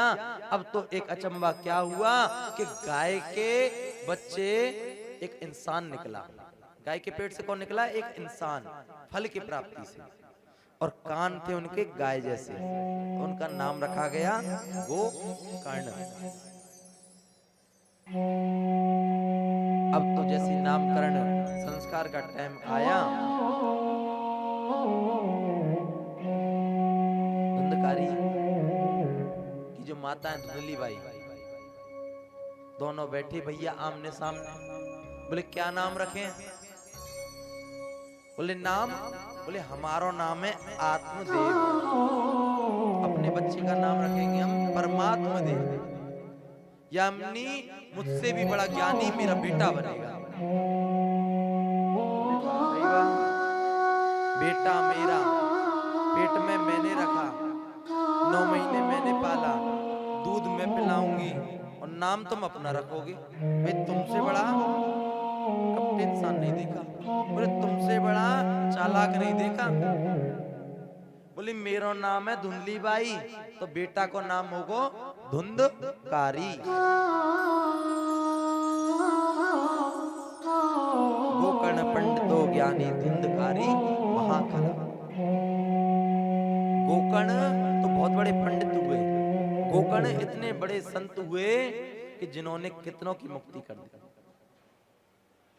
वो तो गया जी पढ़ने के लिए चले गए और पढ़ाई करके बहुत बड़े पंडित बन गए। इधर जो धुंधकारी था, जैसा उनका नाम था वैसे उनके गुण थे। पहली बार जैसे ही बच्चा स्कूल में से कुछ चोर के लाया, कोई अगर बच्चा, आपका छोटा बच्चा स्कूल में से कुछ चीज चोर के ले आया, आपने बोल दिया कोई नहीं बेटा आज लाया, कोई बात नहीं, अच्छी बात है, कल को पेन आएगी, परसों को टेस्टर आएगा, क्या पता तरसों को सीधा ब्लैक बोर्ड ही आ लेगा। जब नरसों परसों और तरसों निकली तो आगे चल के सबसे बड़ा डकैत तो वही बनता है। प्रमाण, गोकर्ण को उसकी माता ने बिगाड़ा, क्योंकि बिगाड़ने में सबसे बड़ा सहारा माँ का होता है। बच्चा अगर बिगड़ेगा तो माँ के दुलार से। ये नहीं कहते माँ दुलार ना करे, खूब करे, पर गलत काम में साथ ना दे। अगर कुछ भी चोरी करके लाए बच्चा तो उसको तुरंत डांटो। बोले जो हमारा नहीं वो हमारे काम का नहीं, और जो हमारा वो किसी का नहीं। क्यों जी, यही है ना। जो हमारा नहीं वो किसी काम का नहीं। अगर ये सलाह आप शुरुआत से बच्चों में दें तो आगे चलकर वो सात्विक व्यक्ति बनता है, वो सम्मानीय व्यक्ति बनता है। अब तो शुरुआत में छोटी छोटी उन्होंने चीर चोरी की, धुंधकारी, आगे चल के उसने बड़ी बड़ी चोरी कर ली। कुछ दिन बाद उसने तो जुआ खेलना चालू कर दिया। देखो जी, कौन से कह रहे कि मौसम में धूप रहेगी। रुक्मिणी मैया हर बात में हाथ उठावे, चाहे ने कही ना। यही थी बात प्रभु जी। बोले धूप रहेगी, गर्मी रहेगी, मैं तो कह रहा कूलर बंद कर दो तो भी हवा चल रही अच्छी। 2 बार तो टेंट उखड़ लिया। सुबह बारिश होली, कहते हैं शुभारंभ जब भी होता है प्रथम जल द्वार पे डालना चाहिए। तो हमारा देख लो, कलश यात्रा से पहले ही जल डल गया। इतनी बारिश भी हुई थी ठाकुर जी की कृपा से। ठाकुर जी कृपा है, वही आप वाली बात है, वो कराना इसको ही है। अब तो धुंधकारी बहुत बड़ा डाकू बन गया। अब उसकी इस दुर्दशा और इस दशा को देखते ही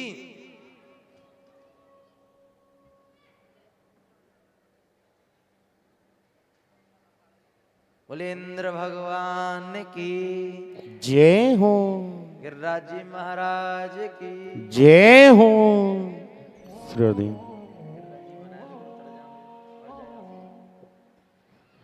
ओ पापी मन कर ले भजन, बातों में प्यारे पछताएगा जब पिंजड़े से पंछी निकल जाएगा। जब पिंजड़े से पंछी निकल जाएगा। हाँ, पिंजरे से पंछी निकल जाएगा, जब पिंजरे से पंछी निकल जाएगा।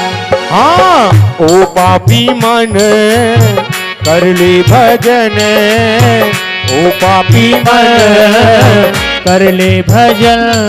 ओ बातों में प्यारे पछताएगा जब पिंजड़े से पंछी निकल जाएगा। जब पिंजड़े से पंछी निकल जाएगा। हाँ, पिंजरे से पंछी निकल जाएगा, जब पिंजरे से पंछी निकल जाएगा।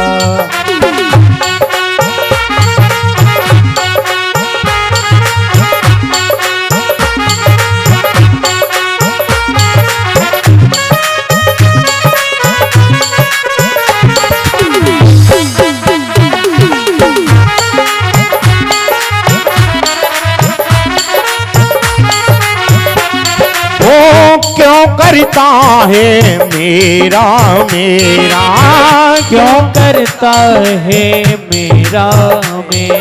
ओ कुछ न तेरा कुछ ना मेरा, कुछ ना तेरा कुछ ना मेरा। ओ क्यों करता है मेरा मेरा, क्यों करता है मेरा मेरा। ओ कुछ न तेरा कुछ ना मेरा, कुछ ना तेरा कुछ ना मेरा।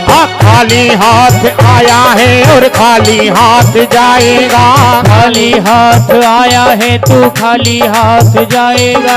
जैसा किया कर्म तूने वैसा ही फल पाएगा। जैसा किया कर्म तूने वैसा ही फल पाएगा। ओ बाद में प्यारे पछताएगा जब पिंजड़े से पंछी निकल जाएगा। जब पिंजड़े से पंछी निकल जाएगा। हाँ, पिंजरे से पंछी निकल जाएगा। जब पिंजरे से पंछी निकल जाएगा।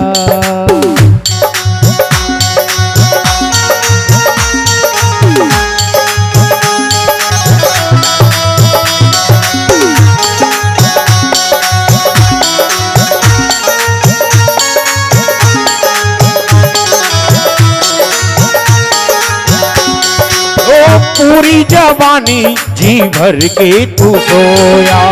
पूरी जवानी जी भर के तू सो, ओ पूरी जवानी जी भर के तू सोया, पूरी जवानी जी भर के तू सोया। ओ आया बुढ़ापा तो कुड़ कुड़ के रोया, आया बुढ़ापा तो कुड़ कुड़ के रोया। ओ प्रभु की नजर से तू बच नहीं पाएगा, प्रभु की नजर से तू बच नहीं पाएगा, प्रभु की नजर से तू बच नहीं पाएगा, प्रभु की नजर से तू बच नहीं पाएगा। माया के ये जाल में तू खुद फंस जाएगा, माया के जाल में या खुद फंस जाएगा। ओ बाद में प्यारे पछताएगा, जब पिंजड़े से पंछी निकल जाएगा, जब पिंजड़े से पंछी निकल जाएगा। हाँ पिंजरे से पंछी निकल जाएगा, जब पिंजरे से पंछी निकल जाएगा। हाँ ओ पापी मन कर ले भजन, ओ पापी मन कर ले भजन, ओ पापी मन कर ले भजन, ओ पापी मन कर ले भजन। ओ बाद में प्यारे पछताएगा, जब पिंजड़े से पंछी निकल जाएगा, जब पिंजड़े से पंछी निकल जाएगा। हाँ पिंजरे से पंछी निकल जाएगा, जब पिंजरे से पंछी निकल जाएगा। हो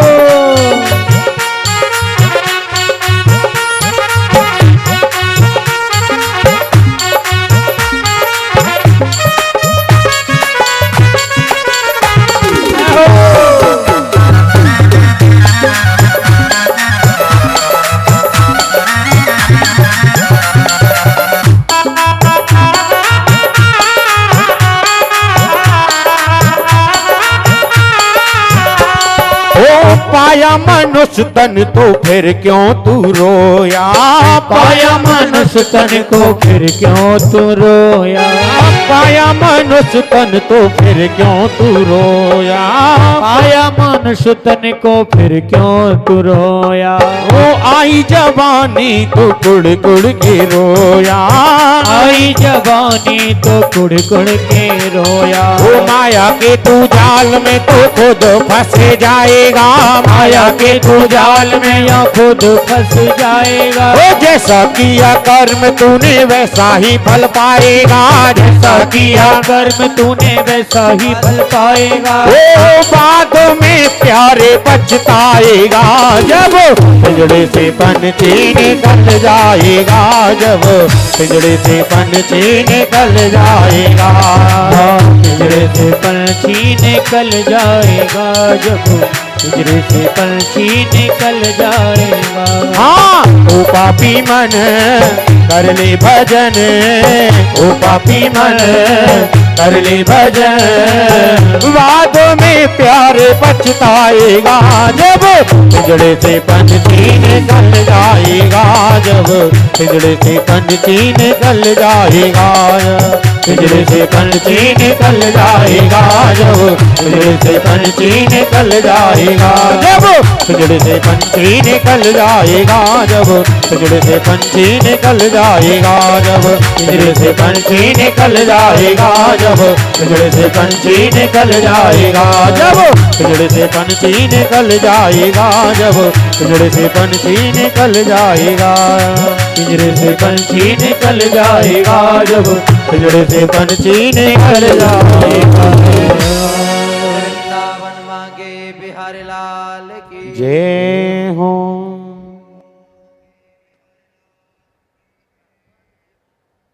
अब तो जैसे ही धुंधकारी इतना बड़ा, जब राक्षस वो डकैत बन गया,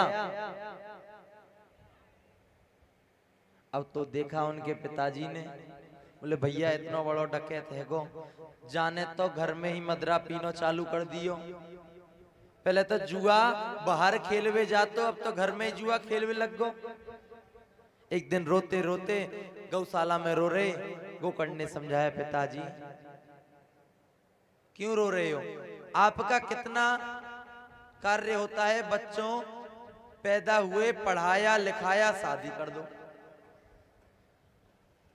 कोई समझदार बालक हो तो पढ़ाया लिखाया, शादी कर दो, इतना नियम होता है। उससे आगे उनका जैसा वो चलाए। बोले इससे आगे तो आपको वैराग्य ले लेना चाहिए। बोले वैराग्य का अर्थ ये नहीं होता कि मकान को छोड़ के चले जाओ।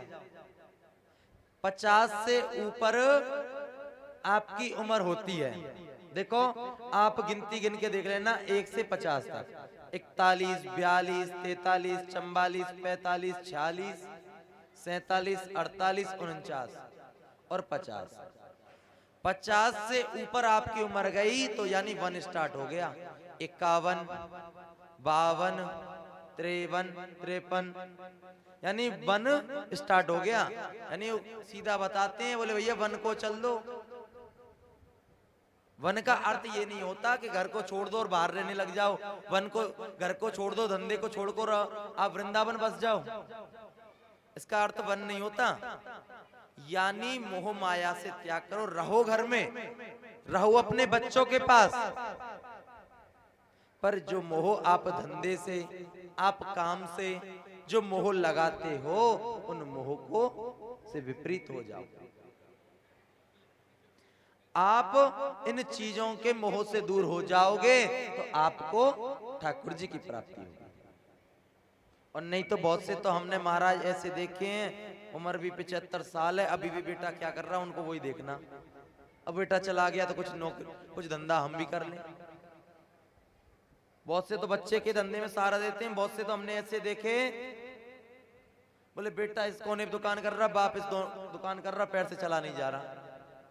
हमारे यहाँ पे एक अंकल जी हैं, उनकी उम्र आज लगभग 60 से ऊपर होली, पैर दोनों खराब, सिलेंडर का काम उनका, पैर खराब हो गए फिर भी साइकिल से हॉकर वाला काम करते, सिलेंडर डिलीवरी बॉय। उनके दोनों बच्चे एक बिजली विभाग में प्राइवेट सेक्टर से लगा। एक बच्चे ने जयपुर में दूध की दुकान खोल ली, अच्छा धंधा दोनों कर रहे हैं। फिर भी अंकल जी कहाँ हमारे पड़ोस में रहते हैं, वो भी आज फिर भी दुकान खोल के बैठे, पैर से चला भी नहीं जाता, साइकिल से जाते हैं, साइकिल से आते हैं, फिर भी आज भी करते हैं। बोले गैस सिलेंडर सही करने का कार्य, इतना तो कर ही लूं, क्या करूं। कहते हैं भैया थोड़ी सी बात है, हमारे लालाओं में पैसों के प्रति 99 का फेर, जैसे आपके यहाँ कहते हैं ना 99 का फेर है, यानी 99 हो गए तो 100 हुए, और 100 हो गए तो फिर दोबारा 99 हुए। यानी कमाई की लालसा हमारे लालाओं में बहुत होती है। अब तो गोकर्ण कहते हैं, बोले सभी को छोड़ो, अब तो प्रभु वन को जाओ और अपना सन्यास ले लो, ठाकुर जी को भजो, क्या करोगे इसमें। अब तो ठाकुर जी की कृपा उनके समझ में आ गई, वो तो वन को चले गए। अब तो जैसे ही पिताजी घर से निकले, अब तो धुंधकारी ने वैश्याओं को भी लाना स्टार्ट कर दिया। माँ को मारने लगा, बोले माँ पैसे दे। अब माँ कहे मेरे पास जितने थे उतने दे दिए, अब कहां से लाऊं। तो माँ को मारने लगा, माँ ने डर के कारण कुएं में गिर के आत्महत्या कर ली। अब तो और फ्री, अब तो डाका डालने लग गया, कभी ये करने लग गया, कभी वो करने लग गया। इतने जब कुकर्म करने लग गया, एक दिन 5-5 वैश्याएं बोली, बोले कुछ भी करो, कहीं से लाओ, कमा के लाओ। अब तो नगर के राजा के जहां जाकर उन्होंने जैसे ही तो डाका वहां डाला, उनके यहां जाके जैसे उन्होंने डाका डाला और सोई, वैश्या को पता चल गया कि राजा के यहाँ डाका डाला है। उनको खटिया से बांध दिया, धुंधकारी को मुंह में कोयला भर दिया और जान से मार दिया। अब तो जैसे ही कुछ दिन बीते, धुंधकारी बहुत बड़ा प्रेत बन गया। एक दिन गोकर्ण जी आए, गोकर्ण ने देखा मेरे घर में बड़ा ही खंडर पड़ा है। गोकर्ण जी देखो, जिस टाइम सभी सोते हैं महाज्ञानी उस टाइम पे ठाकुर जी को जपते हैं। थोड़ी देर पहले एक मैं कथा सुन रहा था भक्तों के चरित्र, उसमें गोविंद दास जी थे हमारे ब्रजमंडल के, जो गिरिराज जी के साथ में खेलते थे। आज से कुछ 500 साल पहले की एक छोटी सी कथा कही थी, जो कि भक्तमाल अगर आप पढ़ोगे ना तो गोविंद दास जी का नाम आएगा। इतनी सुंदर कथा उनकी कही गई है। एक छोटा सा उदाहरण तौर में आप बता रहा हूं। गोविंद दास जी जब ठाकुर जी की सेवा पूजा हुआ करती थी तो गोविंद दास जी गेट पे खड़े होकर और ठाकुर जी के पद गाया करते थे। जैसे ही गोसाई जी उनका श्रृंगार कर रहे हैं और गोसाई जी को किसी काम से थोड़ा बाहर जाना पड़ गया, जैसे ही बाजू वाले रूम में गए, इतनी देर में गोपाल जी ने उठाया छोटा सा मोती और गोविंद दास जी के मुंह पे फेंक के मारा। अब इधर से गोविंद दास जी ने जैसे ही अपने हाथ में मोती लिया और उनकी तरफ जैसे ही फेंक के मारा, इतने देर में आगे गोसाई जी, ठाकुर जी को तो लगा नहीं, उनके लग गया। वे कह रहे क्यों, ये क्या कर रहे हो? बोले तुमने तो कह दिया, ये क्या कर रहे, इतना बड़ा घूमड़ा बना दिया इसने, देखना तुम्हारे गोपाल जी ने ये क्या करा है। इसको नहीं बोलोगे, मेरे को ही बोल रहे, गोपाल जी को नहीं बोल रहे कि इसने मारा मेरे को। अब गोपाल जी कहते हैं रुक जा, 12 बजे के बाद तू गैया चरावे जावेगो तो वहीं पकड़ूंगो, चल आजा, तू गिरिराज जी माऊ आवेगो ना, चल तो गिरिराज जी माऊ पकड़ूंगा। ठाकुर जी से कह रहे हैं गोविंदास जी के, चल तू गिरिराज जी पे जाएगा ना गाय को चराने, तब तो उसको तेरे को वहां पकड़ के हैरान करूंगा। हमारे ब्रजमंडल की जो नीति है, मंदिर सुबह 7 बजे से 12 बजे तक खुलते हैं और 12 बजे जब बंद होते हैं तो शाम को 4 बजे से और 8 बजे तक खुलते हैं। और ये जो ठाकुर जी के प्रेमी होते हैं, वो ठाकुर जी हमारे कभी सोते नहीं है।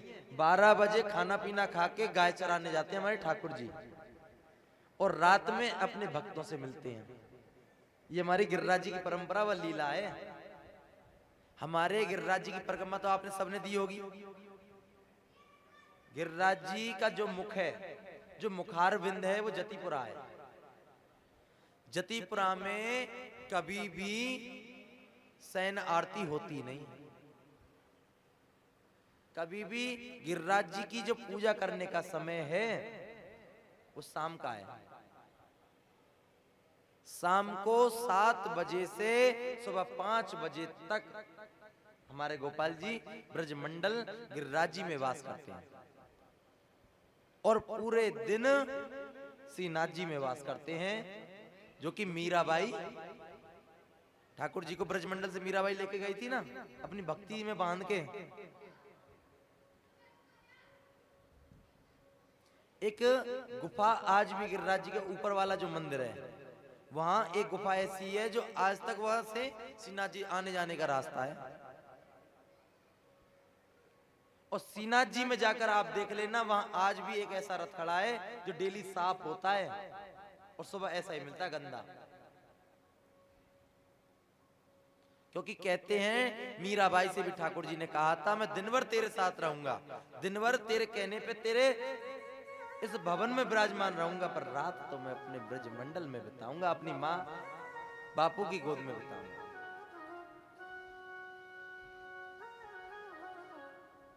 इतने सुंदर हमारे गोविंद दास जी की भक्तमाल में कथा है। एक कथा शायद आपने भी सुनी होगी ठाकुर जी की, सदन कसाई। कितनी बढ़िया कथा है सदन कसाई की। ठाकुर जी देखो, अच्छे भलों से तो दुनिया से रीझती है, आप से हम दिन भर राधे राधे करें। जिस दिन से आए राधे राधे करते हैं, आप सब को हमारे प्रति बहुत प्रेम है, इतना तो हमको पता। हम किसी भी माता से राधे राधे करते हैं, बेचारी माताएं रिटर्न में राधे राधे पंडित जी हालचाल कैसे। हालांकि माताओं का सबका ही काम होता है सबके हालचाल पूछने का, पर बहुत से ब्राह्मण ऐसे हैं जो आप वाले, कितना भी भला कर लो उनका, मुंह से राम राम भी नहीं कर सकते, और कर दो तो वो ले भी नहीं सकते। ऐसे जो कसाई है ना, महाराज बारिश से ही आ गई। बोले वृंदावन के बिहारी लाल की जय। भैया अंत आरती का सिस्टम बना लो, आरती कर लेते हैं, ठीक है जी, आरती कर लो। देख लो बारिश आ गई, प्रभु जी साउंड